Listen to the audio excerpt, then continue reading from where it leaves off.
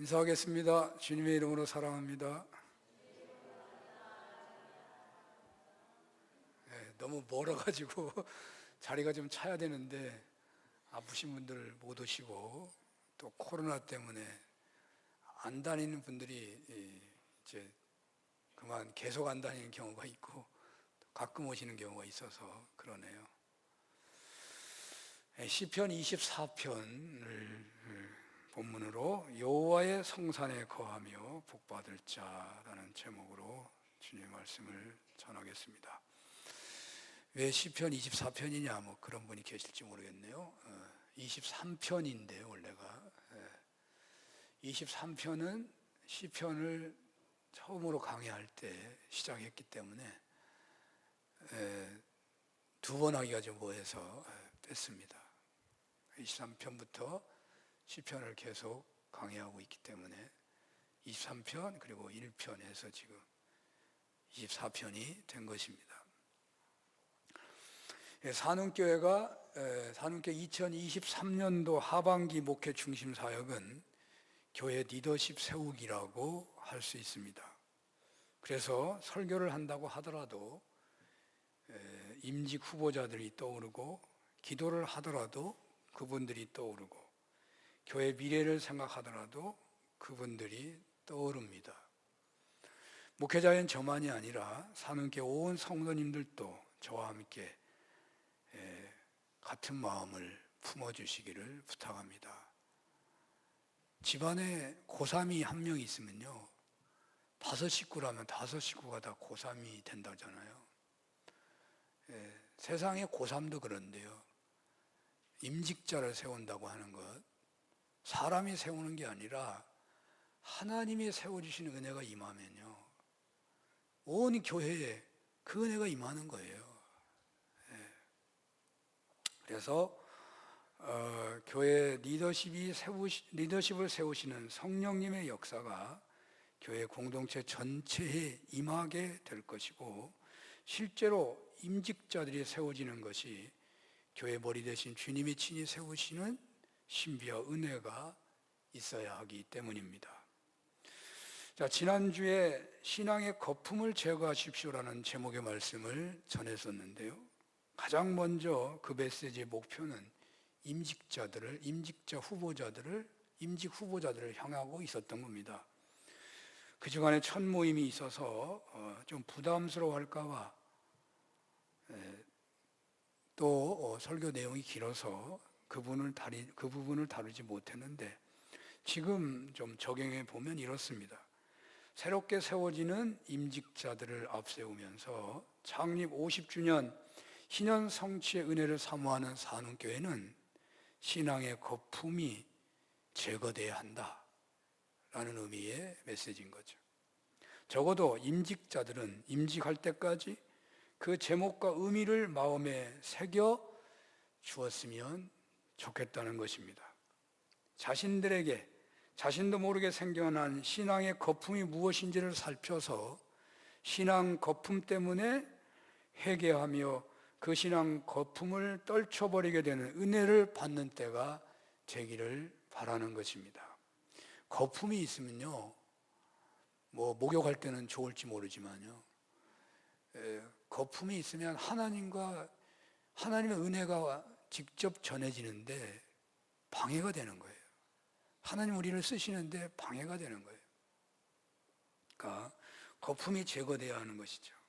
이 거품이 잘못되면요 바리새인과 서기관 같은 신앙생활을 하게 되는 거예요. 예수님의 저주를 받기까지 하는 거예요. 그러나 자신들은 몰라요. 잘 믿는 줄 알지. 거품이 때문에 잘 모르는 거예요. 신앙생활에 여러 가지로 생각할 수 있는 거품이 있다고 했는데 잠시 언급한다면 기도의 거품은 중언부언하며 기도하는 것, 다른 사람을 의식하며 기도하는 것, 남에게 보이려고 기도하는 것, 이 다 거품이 낀 기도입니다. 근데 이것은 기도만이 아니라 신앙의 여러 가지 어떤 중심 태도라고 할 수 있는 구제나 봉사나 헌금 생활도 이런 입장에서 하면 거품이 끼는 거죠. 여기에 덧붙여서 체면으로 헌금하지 않아야 합니다. 거품으로 헌금하는 거예요. 자기 이름을 내려고 봉사하지 않아야 합니다. 그 봉사는 거품이 끼어서 하나님이 안 받잖아요. 또 어떤 일을 하고 있든지 간에 하나님께서 그 일을 주신 줄 믿고 감사하면서 하나님 앞에서 일해야 돼요. 그래야 그 일에 하나님이 풍성한 열매를 주셔요. 근데 그 일에 거품이 끼어 있으면 그냥 불평불만하고 내가 왜 이 일만 하냐 하고 일하면은 하나님이 그 일을 통한 열매를 기쁘게 주시지 않는 거죠.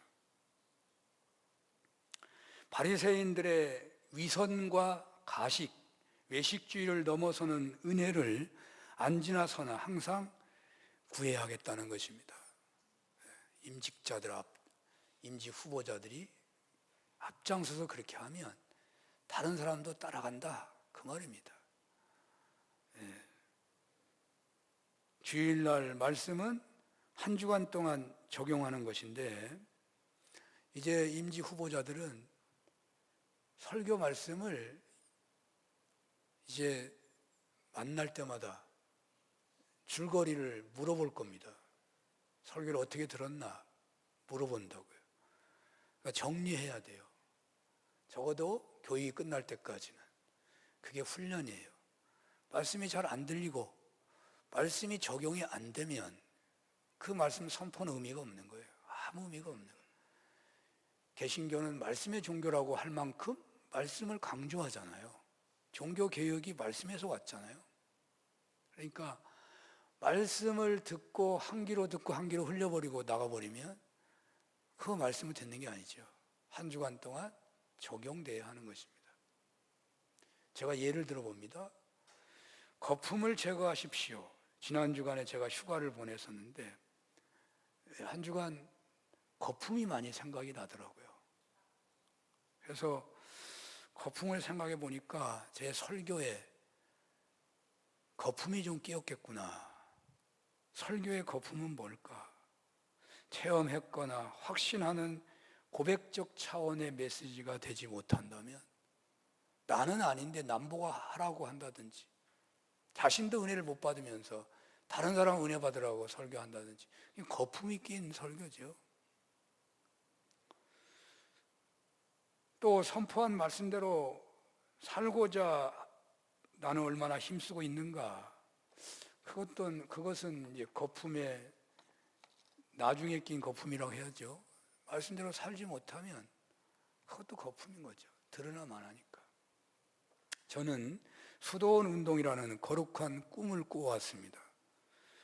처음에는 대단한 꿈처럼 믿고 큰 땅을 준비해서 대학교와 손을 잡고서 목사 후보생들도 수도원 운동에 동참하도록 하려고 아주 그냥 어마어마한 꿈을 꾸고 대학 총장하고도 만나서 얘기하고 막 대학원장하고 만나고 얘기하고 그랬었어요.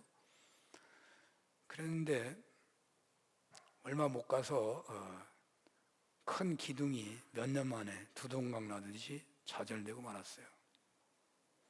제가 그 꿈을 꾸게 된 것은 예수님을 잘 믿고 그렇게 살아왔는데 노년에 어디 갈 데가 없다. 머리 둘 곳이 없는 사람들.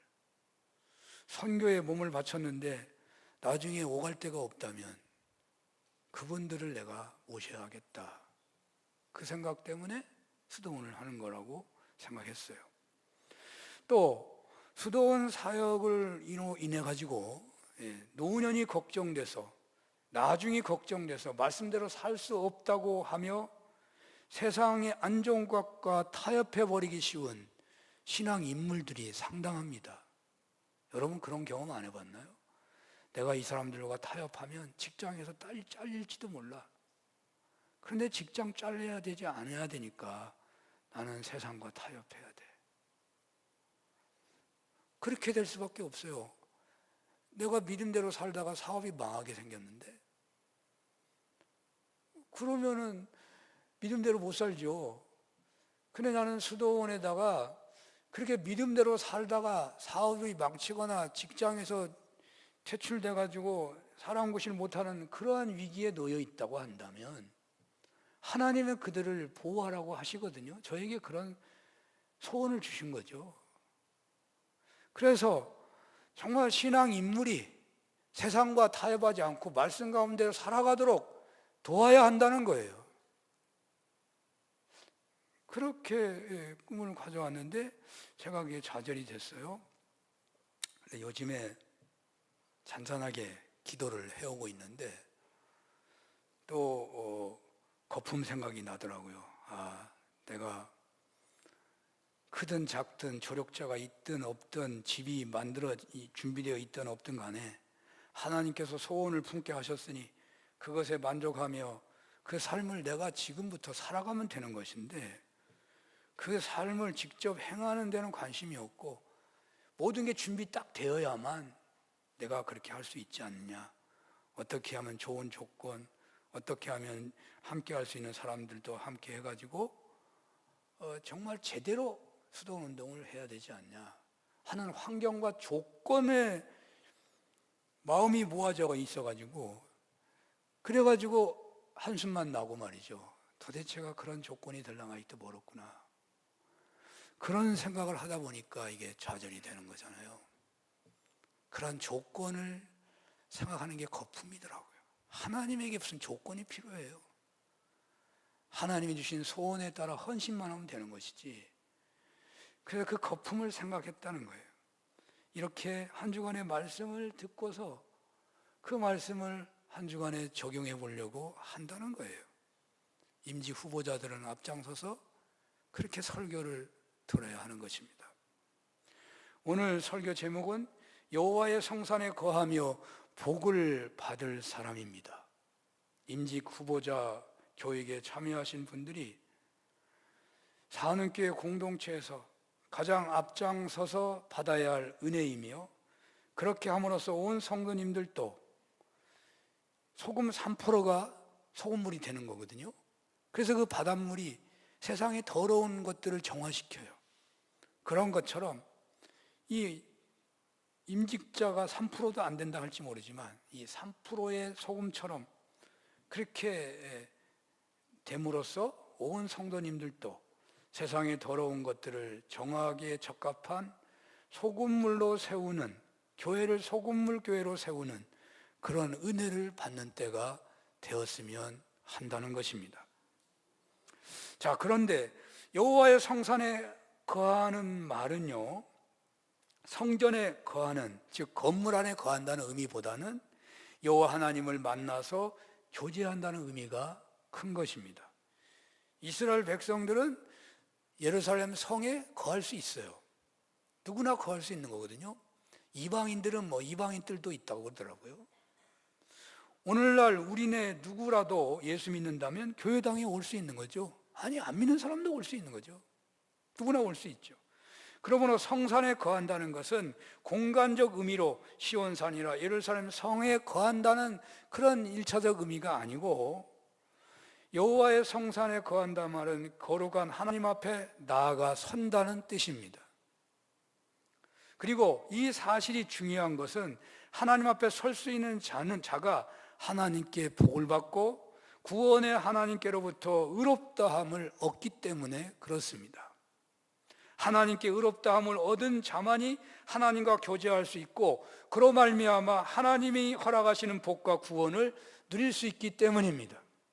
그렇다면 누가 여호와 산에 오르며 거룩한 곳에 설 수 있겠습니까? 이 말을 다른 말로 표현한다면 오늘 창립 50주년을 바라보며 새로운 교회 리더십을 세워가며 신년 성취를 사모하는 여러분들에게 주님은 당신과 함께 성산에 거하며 교제를 나누며 복을 받는 자들이 되라고 여러분들을 초청하고 있다고 말할 수 있겠습니다. 이 말씀은 저에게는요 이렇게도 들립니다. 독생자 예수 그리스도의 핏값으로 세운 산흥교회에 내가 하나님께서 임하고 있으신데 과연 누가 지금 혹은 예배 때마다 신령과 진리로 예배드리며 하나님과 교제할 수 있겠느냐라고 말씀하고 있다는 말입니다. 세 가지로 말하고 있어요. 제가 오늘 본문은 매우 뜻깊은 역사를 배경합니다.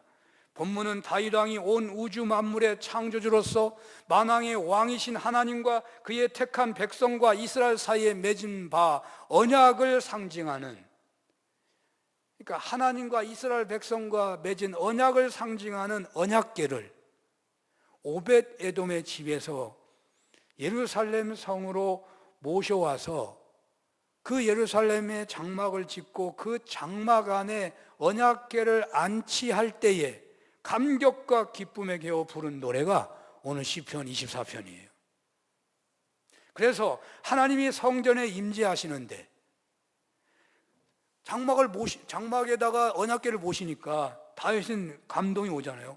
하나님의 성전에, 그러니까 하나님이 성전에 임재하시는데 누가 과연 그분 앞에 서며 그분께로부터 복을 받을 것인가 라고 노래했다고 말이에요.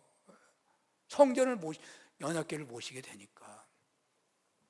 장림 50주년의 진정 희년 성취를 사모하기에 새로운 리더십을 세우며 정성을 다하는 여러분들에게 주님이 주시는 말씀은, 내가 이 공동체에 임재하기를 원하는데, 이 공동체에 임하여 축복하기를 원하는데 누가 하나님 임재를 체험하며 그 축복을 받겠느냐라고 말씀하신다니까요.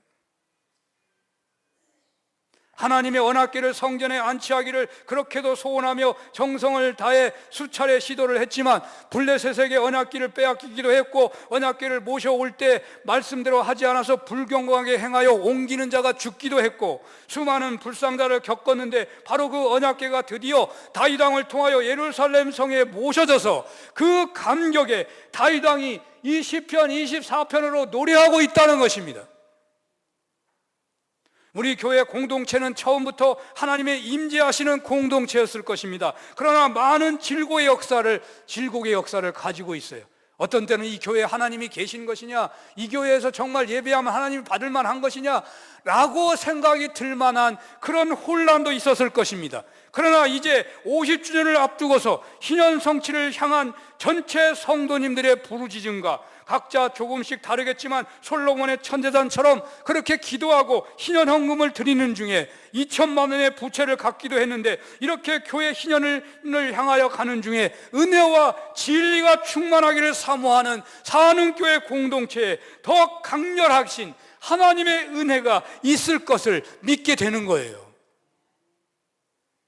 누가 여호와의 성산에 거하며 하나님께 복을 받겠습니까? 누가 임재하시는 하나님을 만나며 그 하나님께로부터 복을 받겠습니까? 누가 창립 50주년 희년을 향하여 나아가는 중에 희년이 성취되는 과정 중에 교회 공동체의 주역이 되어서 하나님께 쓰임을 받을 수 있겠습니까?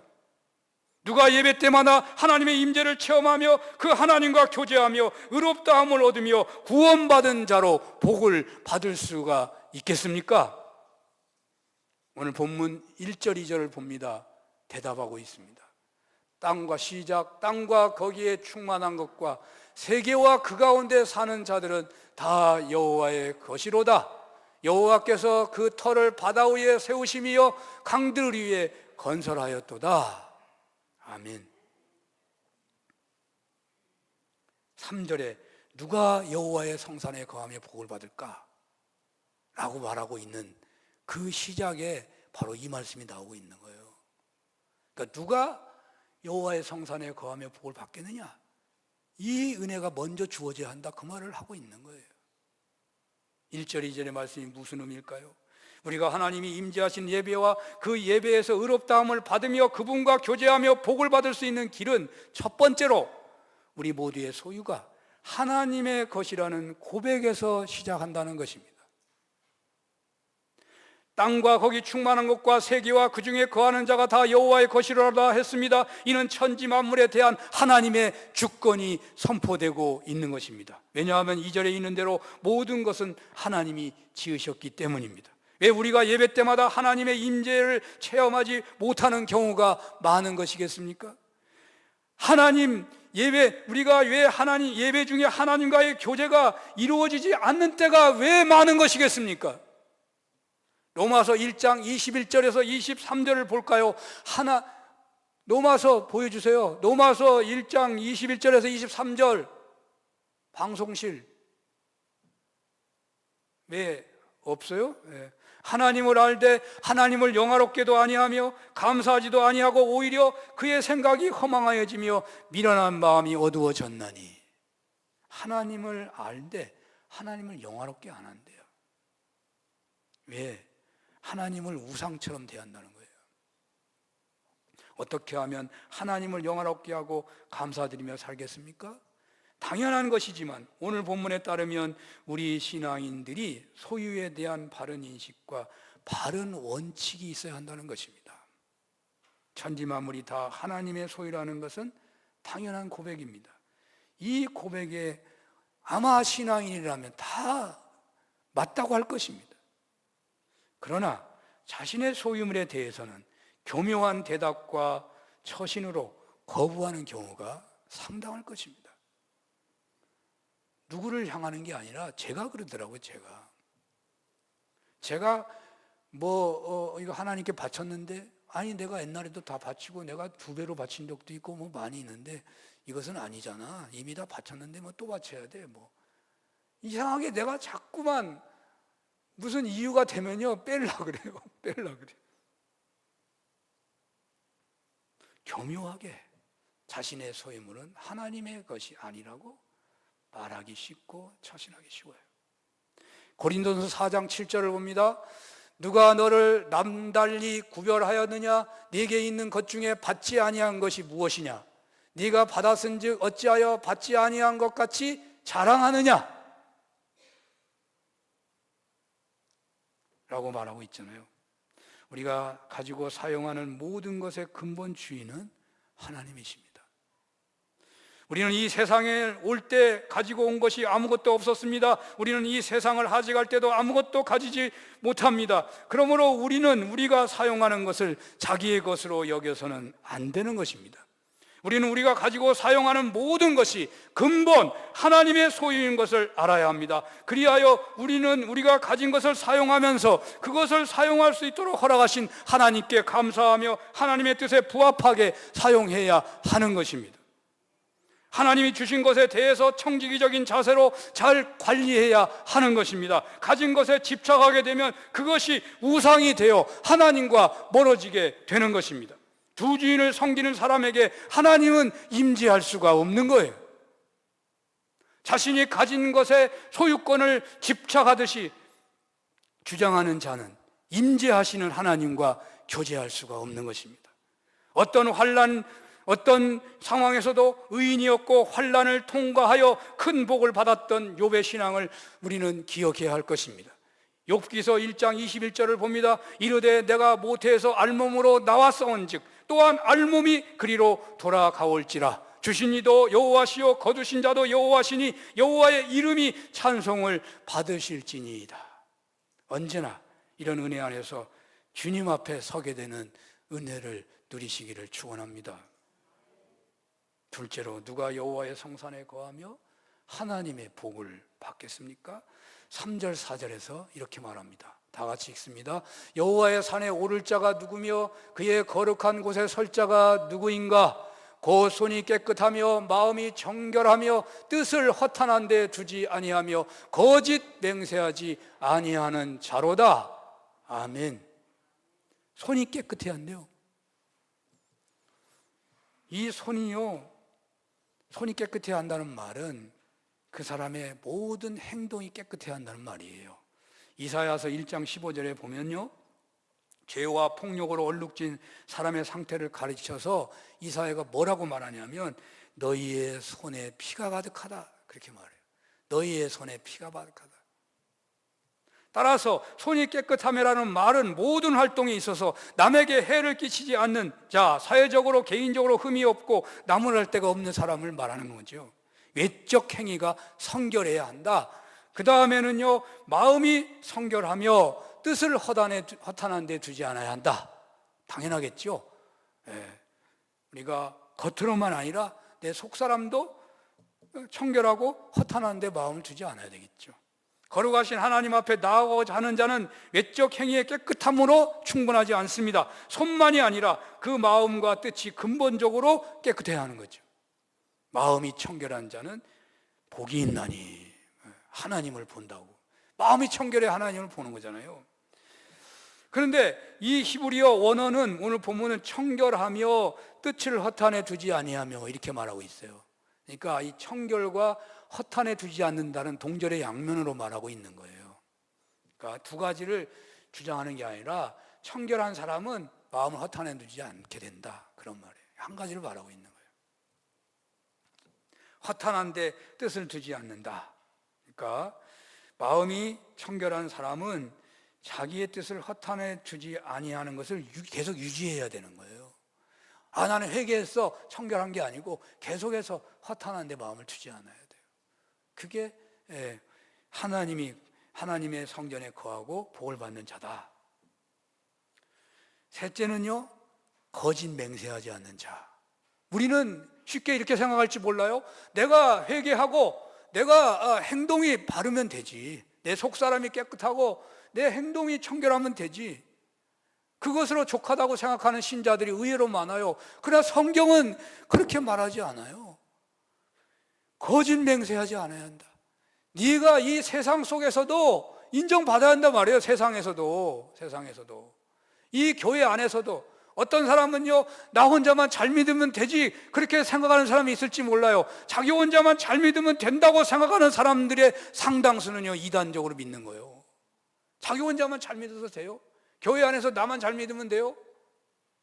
교회 공동체 모두가 잘 믿도록 역할하면서 잘 믿어야 돼요. 그게 잘 믿는 거지. 다른 사람이 인정할 만큼 그렇게 믿음 생활하는 게 잘 믿는 거예요. 그래서 오늘 성경은 제가 하는 말이 아니에요. 놀라웠게도 거짓 맹세하지 않는 자야 한다. 첫째와 둘째가 개인적인 관계라면 세 번째는요, 사회적 관계 속에서. 앞에는 개인만 다뤘다면 이제는 관계 속에서도 성결해야 한다, 그 말이죠.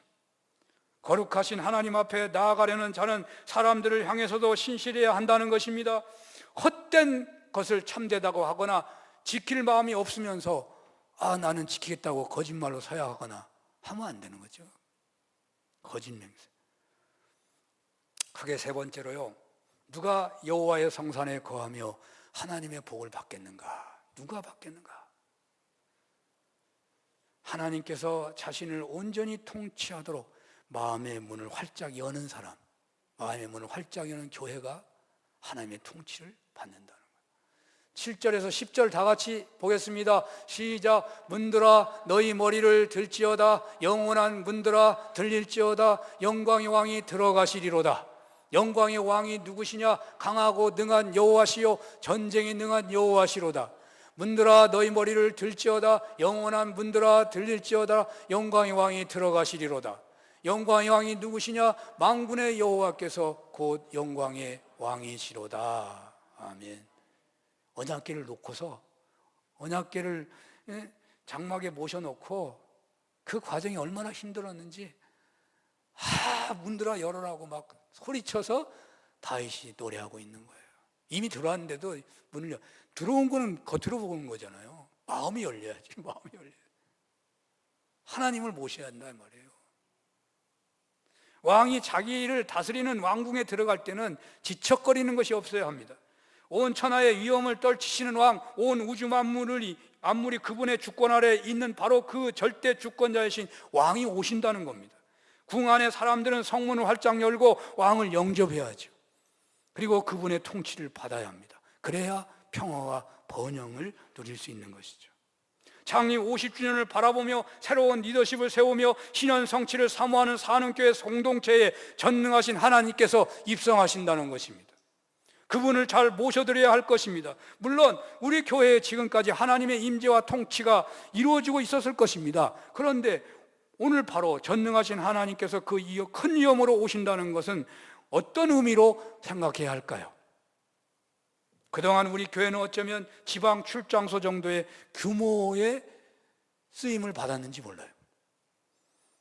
이제는요, 독립적인 지방자치를 할 수 있는 광역시 정도로 쓰임받게 될 것이다, 그런 생각을 해보는 거예요. 그동안 지방 출장소 정도의 능력으로 임하셨다면 이제는 광역시 정도의 능력으로 주님 임하신다 하는 생각을 해보자는 것이에요. 어떻게 그분을 우리가 모실 수가 있겠습니까? 앞에서 언급한 내용처럼 만물이 다 여호와의 것이요 우리 모든 소유가 다 여호와의 것임을 고백해야 합니다. 그런 고백의 공동체에 하나님이 임하는 것이죠. 그리하여 모든 소유를 사용할 때 청지가 되어야 하겠고, 언제나 감사함으로 일하고 하나님께 영광을 위해서 일하고 드려져야 하는 것이죠. 그리고 손이 깨끗해야 하고 마음이 정결해야 하며 세상에서 거짓 맹세하지 말아야 합니다. 세 번째로는요, 마지막으로 하나님이 교회 공동체가 하나님이 통치할 수 있도록 활짝 개방해 있어야 한단 말이에요. 교회가 누가 다스리냐 말이죠. 전통이 다스리는 교회가 아니고, 교회의 어떤 지도자가 한 사람이 다스리는 게 아니고, 목회자가 다스리는 게 아니고, 하나님이 다스리도록 완전히 마음을 열어놔야 한다 그 말이에요. 완전히 열어놔야 한다.